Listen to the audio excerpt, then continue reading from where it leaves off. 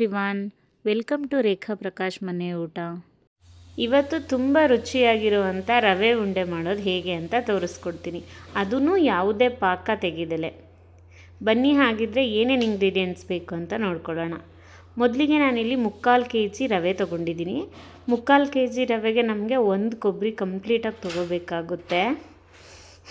ಮತ್ತು ಅರ್ಧ kg sugar ತೊಗೋಬೇಕು. ಆಮೇಲೆ ದ್ರಾಕ್ಷಿ, ಗೋಡಂಬಿ ಮತ್ತು ಏಲಕ್ಕಿ. ದ್ರಾಕ್ಷಿ ಗೋಡಂಬಿನ ತುಪ್ಪದಲ್ಲಿ ಹುರ್ಕೋಬೇಕಾಗುತ್ತೆ. ಆಮೇಲೆ 1/4 ಲೀಟ್ರು ಹಾಲು ತೊಗೊಂಡು ಕಾಯಿಸ್ಕೋಬೇಕು. ಇನ್ ಕೇಸ್ ನಿಮಗೇನಾದರೂ 1/4 ಲೀಟ್ರ್ ಹಾಲು ಸಾಕಾಗಲ್ಲ ಅಂದರೆ ಇನ್ನು ಸ್ವಲ್ಪ ತೊಗೋಬೋದು. ಆಮೇಲೆ ದ್ರಾಕ್ಷಿ ಗೋಡಂಬಿ ಹುರಿಯೋಕ್ಕೆ ತುಪ್ಪ, ಇಷ್ಟಿದ್ರೆ ಸಾಕಾಗುತ್ತೆ. ಇವಾಗ ಒಂದು ಬಾಣಲಿ ಇಟ್ಕೊಂಡು ನಾನು ದ್ರಾಕ್ಷಿ ಗೋಡಂಬಿನ ಹುರ್ಕೋತಾ ಇದ್ದೀನಿ. ಅದನ್ನು ಸೆಪ್ರೇಟಾಗಿ ತೆಗೆದು ಎತ್ತಿಟ್ಕೊತೀನಿ. ಸೊ ಅದೇ ಬಾಣಲಿಲಿ ನನಗೆ ರವೆ ಹುರಿಯೋಕ್ಕೂ ಯೂಸ್ ಆಗುತ್ತೆ ಅಂತ ಅಷ್ಟೇ. ಸೊ ಇವಾಗ ನೋಡ್ತಾ ಇದ್ದೀರಾ, ನಾನು ರವೆ 3/4 kg ರವೆ ಏನು ತೊಗೊಂಡಿದ್ದೆ ಅದನ್ನು ಆ ಬಾಣಲಿಗೆ ಹಾಕ್ಕೊಂಡು ನೀಟಾಗಿ ಹುರ್ಕೋತೀನಿ. ಅದಕ್ಕೆ ಎಕ್ಸ್ಟ್ರಾ ತುಪ್ಪ ನಾನು ಹಾಕಿಲ್ಲ. ಆಲ್ರೆಡಿ ನಾನು ದ್ರಾಕ್ಷಿ ಗೋಡಂಬಿ ಏನು ಹುರ್ಕೊಂಡಿದ್ನಲ್ಲ ಅದೇ ಸ್ವಲ್ಪ ಇತ್ತು, ಅದರಲ್ಲೇ ಈ ಥರ ಡ್ರೈ ರೋಸ್ಟ್ ಥರ ಮಾಡ್ಕೋಬೇಕು. ಮತ್ತು ರವೆ ಹುರ್ಕೋಬೇಕಾದ್ರೆ ಯಾವಾಗಲೇ ಆದ್ರೂ ಮೀಡಿಯಮ್ ಫ್ಲೇಮಲ್ಲಿ ಇಟ್ಕೊಂಡು ಕಂಟಿನ್ಯೂಸ್ ಆಗಿ ಸ್ಟಿರ್ ಮಾಡ್ತಾನೆ ಇರಬೇಕು. ಇಲ್ಲ ಅಂತಂದರೆ ರವೆ ತಳ ಹಿಡಿಯೋ ಚಾನ್ಸಸ್ ಇರುತ್ತೆ. ಅದು ತಳ ಹಿಡಿದು ಅಥವಾ ಕಪ್ಪಾಗಿ ಅಥವಾ ಅದು ಸೀದಿರೋ ಸ್ಮೆಲ್ಲಿ ಒಂದು ಸ್ವಲ್ಪ ಬಂದ್ರೂ ರವೆ ಉಂಡೆ ಚೆನ್ನಾಗಾಗಲ್ಲ. ಸೊ ದಟ್ ಅದು ತಳ ಹಿಡಿಯೋಕ್ಕೆ ಬಿಡಬಾರ್ದು. ಕಂಟಿನ್ಯೂಸ್ ಆಗಿ ಈ ಥರ ಕೈ ಆಡಿಸ್ತಾ ಇರಬೇಕು. ಆವಾಗ ಅದು ಕೆಂಪಿಗೆ ಹುರ್ಕೊಂಡ್ರೆ ಚೆನ್ನಾಗಿ ಗಮ್ ಅಂತ ಒಂದು ಮೈಲ್ಡ್ ಸ್ಮೆಲ್ ಬರುತ್ತೆ. ಅಲ್ಲಿವರೆಗೂ ಹುರ್ಕೋಬೇಕು. ಸೈಡಲ್ಲಿ ನಾನು ಇನ್ನೊಂದು ಒಲೆಯಲ್ಲಿ ಹಾಲನ್ನು ಕಾಯ್ಸೋಕ್ಕಿಟ್ಟಿದ್ದೀನಿ. ಈವನ್ ನಾವು ಹಾಲು ಕಾಯಿಸ್ಬೇಕಾದ್ರೂ ಅಷ್ಟೇ ಒಂದು 4 ಕುದಿ ಬಂದಮೇಲೆ ಸ್ಲೋ ಫ್ಲೇಮಲ್ಲಿ ಇಟ್ಬಿಟ್ಟು ಹಾಗೆ ಒಂದು 5 ನಿಮಿಷ ಕುದಿಸ್ಕೋಬೇಕು. ಹಾಲೂ ಅಷ್ಟೇ ಗಮ್ ಅನ್ನೋ ಥರ ಕಾಯಿಸ್ಕೋಬೇಕು. ಮತ್ತು ರವೆನೂ ಗಮ್ ಅನ್ನೋ ಹಾಗೆ ಹುರ್ಕೋಬೇಕು.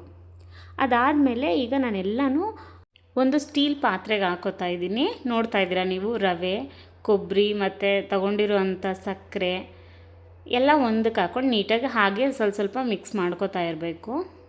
ಹೀಗೆ ಅದಕ್ಕಿನ್ನೂ ನಾವೇನು ಹಾಲೇನೂ ಹಾಕ್ಕೊಂಡಿರಲ್ಲ. ಸುಮ್ಮನೆ ಹಾಗೆ ಒಂದು ಚೂರು ಮಿಕ್ಸ್ ಮಾಡಿಕೊಂಡು ಇಲ್ಲಿ ನಾನು ಏಲಕ್ಕಿನ ಕುಟ್ಟಿ ಪುಡಿ ಮಾಡಿದ್ದು ಅದನ್ನು ಹಾಕೋತಾ ಇದ್ದೀನಿ. ಜೊತೆಗೆ ಹುರಿದಿರೋ ಅಂಥ ದ್ರಾಕ್ಷಿ ಗೋಡಂಬಿ, ತುಪ್ಪದಲ್ಲಿ ಹುರಿದಿರೋಂಥ ದ್ರಾಕ್ಷಿ ಗೋಡಂಬಿ ಅದನ್ನು ನಾನು ಇದಕ್ಕೆ ಹಾಕೋತಾ ಇದ್ದೀನಿ. ಸೊ ಇದೆಲ್ಲ ಹಾಕ್ಕೊಂಡು ಸುಮ್ಮನೆ ಹೀಗೆ ಒಂದು ಮಿಕ್ಸ್ ಕೊಡಿ. ಇದು ಮಿಕ್ಸ್ ಕೊಟ್ಟಾದಮೇಲೆ ನಾವು ಇದಕ್ಕೆ ಕಾಯಿಸಿರುವಂಥ ಹಾಲು ಹಾಕ್ಕೋಬೇಕಾಗುತ್ತೆ. ಆ್ಯಂಡ್ ಕಾಯಿಸಿರೋಂಥ ಹಾಲನ್ನ ಬಿಸಿಲೇ ಹಾಕ್ಕೊಳ್ಳಿ. ಅದು ತಣ್ಣಗಾದ್ಮೇಲೆ ಹಾಕ್ಕೋಬಾರ್ದು, ಯಾಕಂದರೆ ಬಿಸಿಲೇ ಕಟ್ಟಿದ್ರೆ ಉಂಡೆನ ತುಂಬ ಚೆನ್ನಾಗಿ ಬರುತ್ತೆ ಟೇಸ್ಟು. ಆ್ಯಂಡ್ ಎಷ್ಟೊಂದು ಜನ ಇದನ್ನ ಎಳ್ನೀರಲ್ಲೂ ಮಿಕ್ಸ್ ಮಾಡ್ತಾರೆ, ಕೆಲವರು ನೀರಲ್ಲಿ ಮಾಡ್ತಾರೆ. ಬಟ್ ನಮಗೆ ಹಾಲಲ್ಲಿ ಮಾಡೋದು ತುಂಬ ಇಷ್ಟ ಆಗುತ್ತೆ. ಅದಕ್ಕೆ ನಮ್ಮ ಮನೇಲಿ ನಾವು ಯಾವಾಗ್ಲೂ ಹಾಲಲ್ಲೇ ಮಾಡ್ಕೊತೀವಿ ರವೆ ಉಂಡೆನ. ಟ್ರಸ್ಟ್ ಮೀ, ತುಂಬ ಚೆನ್ನಾಗಿರುತ್ತೆ ಗೊತ್ತಾ ಟೇಸ್ಟ್ ವೈಸು. ಸೊ ನೋಡ್ತಾ ಇದ್ದೀರಾ, ನಾನು ಇಲ್ಲಿ ನೀಟಾಗಿ ಮಿಕ್ಸ್ ಕೊಟ್ಬಿಟ್ಟು ಅದಕ್ಕೆ ಕಾಯಿಸಿರೋಂಥ ಹಾಲನ್ನ ಆ್ಯಡ್ ಮಾಡ್ಕೊತೀನಿ ಇವಾಗ. ಮತ್ತು ಹಾಲು ಕಾಯಿಸಿರೋದ್ರಿಂದ ಅದ್ರಿಗೆ ಸ್ವಲ್ಪ ಕೆನೆ ಕಟ್ಟಿರುತ್ತೆ. ಆ ಕೆನೆನ ಹಾಕ್ಕೋಬೇಡಿ. ಹಾಗೆ ಸ್ವಲ್ಪ ಕೆನೆ ಬೀಳದೇ ಇರೋ ಥರ ಬರೀ ಹಾಲನ್ನ ಮಾತ್ರ ಹಾಕ್ಕೊಳ್ಳಿ. ಈ ಥರ ಹಾಲನ್ನ ಹಾಕ್ಕೊಂಡು ಮಿಕ್ಸ್ ಕೊಡಬೇಕು. ಅದು ಯಾಕಂದರೆ ನಾವು ನೀಟಾಗಿ ಮಿಕ್ಸ್ ಆಗಿಲ್ಲ ಅಂತಂದರೆ ಡ್ರೈ ಆಗಿಬಿಡುತ್ತೆ. ಮತ್ತು ತುಂಬ ಜಾಸ್ತಿನೂ ಹಾಕ್ಕೋಬಾರ್ದು. ಹಾಲನ್ನ ನೀಟಾಗಿ ನೋಡಿಕೊಂಡು ಎಷ್ಟು ಬೇಕೋ ಅಷ್ಟನ್ನ ನೋಡ್ಕೊಂಡು ಹಾಕ್ಕೋಬೇಕಾಗುತ್ತೆ. ಆ್ಯಂಡ್ ರವೆ ಉಂಡೆನ ಯಾವಾಗಲೂ ಬಿಸಿಲೇ ಕಟ್ಟಬೇಕು. ತಣ್ಣಗಾದ್ಮೇಲೆ ಕಟ್ಟಿದ್ರೆ ಅದು ಉಂಡೆ ಕಟ್ಟೋಕ್ಕೇ ಸಿಗಲ್ಲ. ಅದಕ್ಕೋಸ್ಕರ ಮತ್ತು ಹಾಲು ತುಂಬ ಬಿಸಿ ಇರೋದ್ರಿಂದ ಕೈಯಲ್ಲಿ ಈ ಥರ ಮಿಕ್ಸ್ ಮಾಡೋಕ್ಕಾಗಲ್ಲ. ಅದಕ್ಕೋಸ್ಕರ ನಾನು ಈ ಥರ ಸೌಟಲ್ಲಿ ಮಾಡ್ಕೋತಾ ಇದ್ದೀನಿ.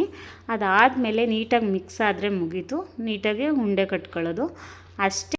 ನೀವು ಉಂಡೆನ ಯಾವ ಸೈಜ್ ಬೇಕೋ ಆ ಸೈಜ್ಗೆ ನಿಮಗೆ ಹೇಗೆ ಬೇಕೋ ಹಾಗೆ ಕಟ್ಕೋಬೋದು.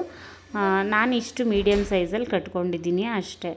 ಇವಾಗ ರುಚಿಯಾದ ರವೆ ಉಂಡೆ ರೆಡಿ. ಅದು ಹಾಲು ಬಳಸ್ಕೊಂಡು ಮಾಡಿರೋದು. ಯಾರೆಲ್ಲ ಈ ವಿಡಿಯೋನ ಸಬ್ಸ್ಕ್ರೈಬ್ ಮಾಡ್ದಲೇ ನೋಡ್ತಾ ಇದ್ದೀರೋ ಪ್ಲೀಸ್ ಒಂದು ಸಬ್ಸ್ಕ್ರೈಬ್ ಮಾಡ್ಕೊಂಡು ನೋಡಿ. ಹಾಗೆ ಈ ವಿಡಿಯೋ ನಿಮಗಿಷ್ಟ ಆಗಿದರೆ ಲೈಕ್ ಮಾಡಿ, ಶೇರ್ ಮಾಡಿ, ಕಾಮೆಂಟ್ ಮಾಡಿ. ರೆಸಿಪಿನ ನೀವು ಒಂದು ಸಲ ಟ್ರೈ ಮಾಡಿ, ಖಂಡಿತ ನಿಮಗೂ ಇಷ್ಟ ಆಗುತ್ತೆ. Thank you so much.